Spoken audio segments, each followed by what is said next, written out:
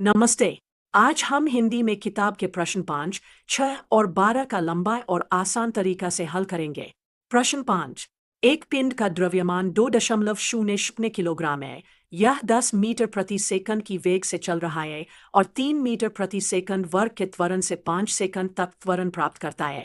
हमें इसकी अंतिम गतिज ऊर्जा निकालनी है। पहला कदम, अंतिम वेग v2 निकाले। v2 बराबर v1 प्लस at, यानी 10 प्लस 3 गुना 5। अब दूसरी चीज, गतिज ऊर्जा का सूत्र याद रखें कि बराबर आधा mv²।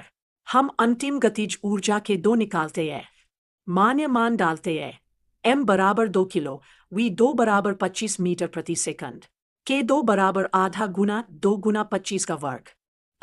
अंतिम गतिज ऊर्जा के दो लगभग 625 जूल है। यदि पूछा जाए परिवर्तन, तो परिवर्तन के 2 माइनस के 1, यानी 625 माइनस 100 बराबर 525 जूल। अब प्रश्न 6। एक कार जिसका द्रव्यमान 500 किलोग्राम है, वह 27 किलोमीटर प्रति घंटे की गति से चल रही थी और उसे 20 मीटर नहीं बल्कि 25 मीटर के भीतर रोक दिया गया। हमें औसत घर्षण बल निकालना है जो कार को रोकता है। सबसे पहले गति को मीटर प्रति सेकंड में बदलें। 72 किलोमीटर प्रति घंटा बराबर 20 मीटर प्रति सेकंड है। अब प्रारंभिक गतिज ऊर्जा के प्रारंभ आधा mv2, m500 और v20 के प्रारंभ 0.5 आइम्स 500 आइम्स 20 तो यह सारी ऊर्जा घर्षण के काम से नष्ट हो जाती है। काम W बराबर बल F घर्षण गुना दूरी d और W बराबर नकारात्मक परिवर्तन ऊर्जा यानी -1,00,000 जूल। इसलिए औसत घर्षण बल का परिमाण है F 1,00,000 विभाजित 25।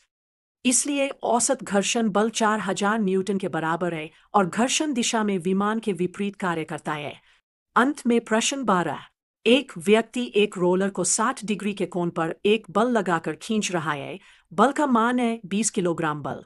व्यक्ति रोलर को 1 मिनट में 10 मीटर तक खींच पाता है। हमें व्यक्ति द्वारा किया गया शक्ति निकालना है। यहाँ g बराबर 10 मीटर प्रति सेकंड वर्ग ले। पहला कदम, 20 किलोग्राम बल को न्यूटन में बदले। चूंकि यहाँ g हमने 10 लिया है, 1 किलोबल बराबर 10 न्यूटन के बराबर है। F 20 की ग्राबल बराबर 200 न्यूटन। बल का क्षैतिज घटक ही काम देता है, जो है F cos 6g शून्य। cos 60 डिग्री आधा होता है। क्षैतिज घटक F_x 200 गुना cos 60 200 गुना 0.5 100 न्यूटन। अब किया गया कार्य W बराबर F_x गुना दूरी d, तो W 100 गुना 10 1000 जूल। अंत में शक्ति P बराबर कार्य विभाजित समय। समय 1 मिनट है, यानी 60 सेकंड। आधा P 1000 विभाजित 60 16.77 वाट। इसलिए प्रश्न 12 का उत्तर लगभग 16.77 वाट है। समाप्त। धन्यवाद।